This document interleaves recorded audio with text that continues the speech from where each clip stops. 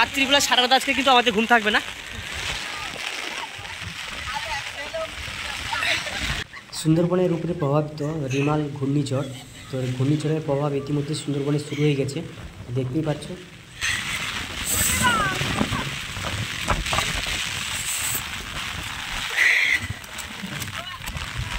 মেঘ পড়ছে প্রচুর, ছাতার অবস্থা খুব খারাপ, ছাতার অবস্থা খুবই খারাপ।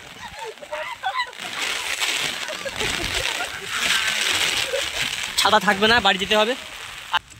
আমার নৌকা কিন্তু এটা পুকুরের মধ্যে রেখেছি, চারদিক দিয়ে দড়ি দিয়ে কিছু বেঁধে রেখেছি, কারণ ছোটো নৌকা তো, আর এত পরিমাণে বৃষ্টি হচ্ছে প্রচুর। এটা আমার বাড়ি ছাদে উঠলাম, ছাদে উঠে দেখতে পাচ্ছি কীরকম হচ্ছে, কীরকম ভয়াবহ দৃশ্য দেখুন, পুরো অবস্থা খারাপ, চারিদিক এত বৃষ্টি হচ্ছে আর এত ঝড় হচ্ছে, বাইরে বার হওয়ানো যাচ্ছে না। তো কিছুক্ষণ পরে আমি কিন্তু বাইরে বার হবো আর দেখাবো তোমাদের বাইরের দৃশ্যটা, আমাদের নদী বাঁধের দৃশ্য দেখাবো, নদীর দৃশ্য দেখাবো। তো দেখতেই পাচ্ছ কীরকম বৃষ্টি হচ্ছে, মুষলধারায় বৃষ্টি চলছে, ঝড় বৃষ্টি, দেখতেই পাচ্ছ কীরকম হচ্ছে, মুষলধারায় বৃষ্টি হচ্ছে।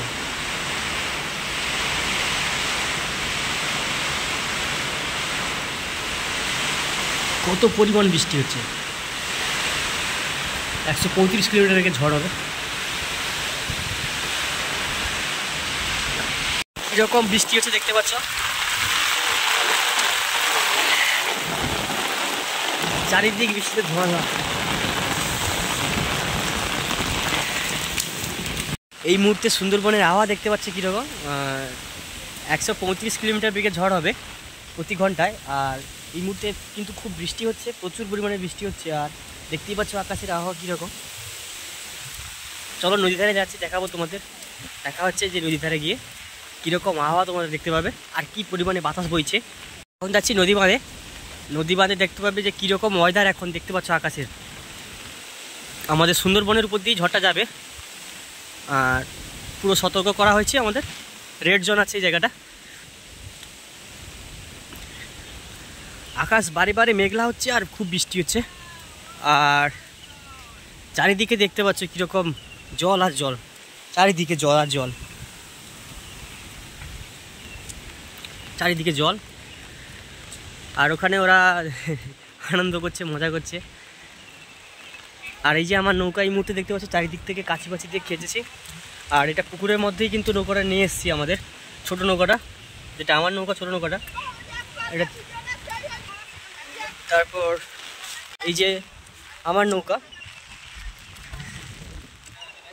কিন্তু এটা পুকুরের মধ্যে রেখেছি, চারদিক দিয়ে দড়ি দিয়ে কিছু বেঁধে রেখেছি, কারণ ছোটো নৌকা তো, আর এত পরিমাণে বৃষ্টি হচ্ছে, প্রচুর বৃষ্টি হচ্ছে, নদীতে জল ঘন ঘন সিস্তে অসুবিধা হচ্ছে। আর আজ রাত্রি 12টার সময় কিন্তু ওয়েদারটার বেশি খারাপ হবে এবং ঝড় হবে। কীরকম বাতাস দেখতে পাচ্ছ, তো এই মুহূর্তে দেখতে পাচ্ছি কীরকম ঝড় বাতাস হচ্ছে, পুরোটাই দেখতে পাচ্ছি কীরকম অবস্থা। আর এই বাতাসটা এখন মানে উত্তর থেকে দক্ষিণ দিকে যাচ্ছে বাতাসটা, যখন দক্ষিণ থেকে উত্তরে আসবে বাতাসটা তখনই কিন্তু আমাদের এই নদী বাঁধগুলো থাকবে, আর এই নদী বাঁধের আর কিছু থাকবে না, তখন ওই নদী বাঁধ থেকে জল আসবে এপারে। আর এখন কিন্তু বাতাস উত্তর থেকে দক্ষিণে যাচ্ছে, সেই কারণে নদীর ওপারে যাচ্ছে, ঢেউটা হচ্ছে বেশি, তো সেই কারণে এখন কোনো ভয়ের ক্ষতি নেই। কিন্তু এটা যখন বাতাসটা ঘুরবে দক্ষিণ থেকে উত্তরে, যখন বাতাস ঘুরবে তখনই কিন্তু এই নদীগুলো ঢেউ এসে আছড়াবে, কাছড়াবে আর বাঁধগুলো ভাঙবে। তো এই মুহূর্তে এরকম পরিস্থিতি।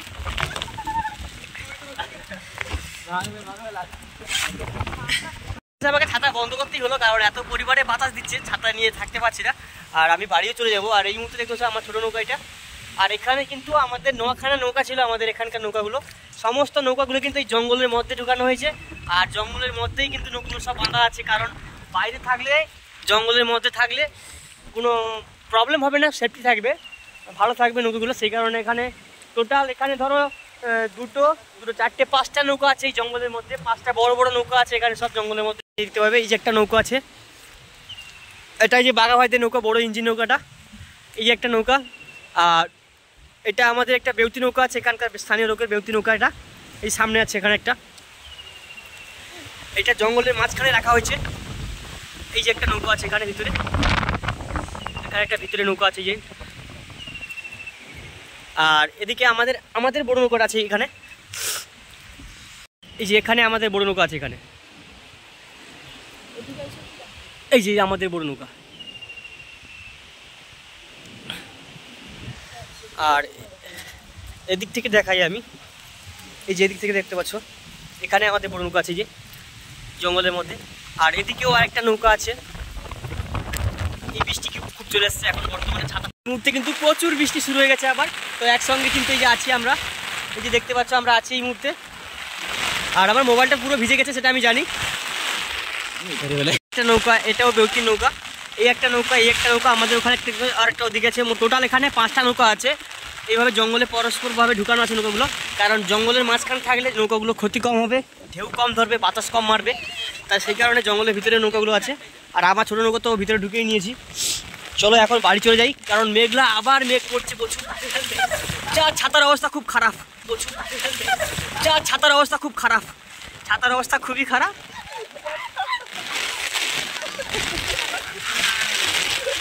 ছাতা থাকবে না, বাড়ি যেতে হবে। আর আমি দেখতে এসেছিলাম নৌকাগুলোকে, আর তোমাদের সঙ্গে সেই কারণে শেয়ার করলাম। তো দেখতে পাচ্ছ সুন্দরবনে এইরকম আবহাওয়া এখন। আর রাত্রিবেলায় আজ রাতে 135 কিলোমিটার বেগে ঝড় হবে, ঠিক 11:30 থেকে 12টার মধ্যে হবে। আর ঠিক যখন ঝড়টা হওয়ার টাইম আছে তখন কিন্তু ফুল জোয়ার থাকবে, তখন এরকম জায়গায় জল থাকবে। আর যদি বাতাসটা দক্ষিণ থেকে মানে উত্তর থেকে দক্ষিণে ঘুরে বাতাস, তাহলে কিন্তু আমাদের কপালে আজকে রাতে দুঃখ আছে।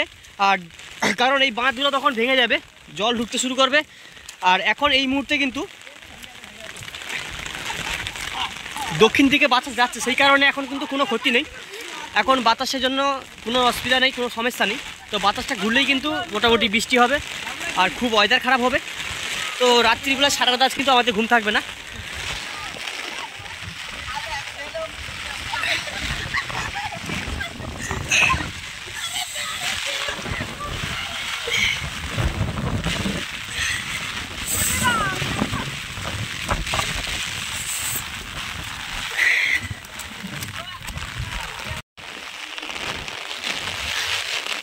এই মুহূর্তে কিন্তু আকাশের অবস্থা খুবই খারাপ, খুবই খুবই।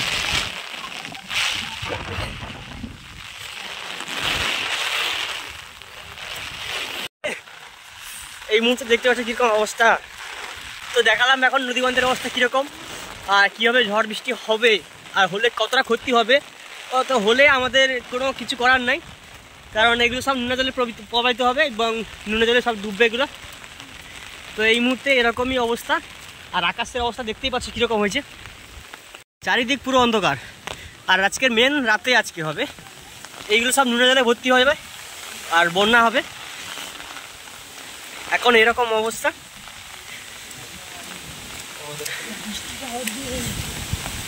বাতাস যেরকম আছে বৃষ্টি সেরকম হচ্ছে। রিমাল ঘূর্ণিঝড়ে সুন্দরবনের উপরে যে প্রভাবটা পড়বে তো দেখতেই পেলে পুরো ভিডিওতে। আজ রাতে কী অবস্থা হয় তোমরা অবশ্যই দেখতে পাবে আগামীকাল সকালবেলায়। তো এই রিমাল ঘূর্ণিঝড় আমাদের এখানে কিন্তু তাণ্ডব চালাচ্ছে এই মুহূর্তে। আজ রাতে 12টার সময় 135 কিলোমিটার বেগে ঝড় হবে।